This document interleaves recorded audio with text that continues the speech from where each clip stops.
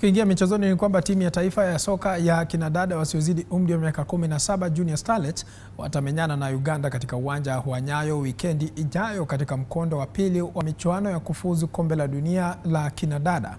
Itakuwa mara ya kwanza kwa mechi ya kitaifa kuandaliwa katika uwanja wa Nyayo ambao umekuwa ukikarabatiwa, huku Kenya ikijitayarisha kuandaa dimba la mataifa barani Afrika mwezi wa Agosti. Kikosi hiki cha Mildred Cheche kiliandikisha ushindi wa mabao 2 kwa nunge jijini Kampala na watakuwa na matumaini ya kunyakua alama zote 3 nyumbani, huku mshindi akitarajiwa kuchuana na Cameroon au Ethiopia katika raundi ifuatayo.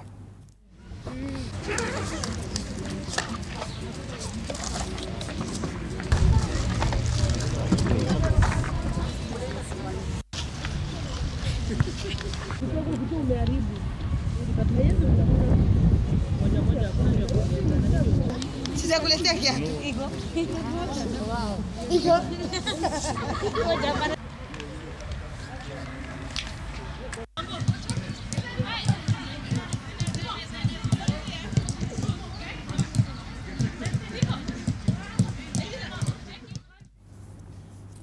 Kwingineko ni kwamba madereva wa Kenya wa magari ya Safari Rally Hamza Anuare na Pauline Shegu ambao walikuwa wamepangwa kushiriki katika mashindano ya dunia WRC Safari Rally wana uwezekano wa kukosa kushiriki mashindano hayo.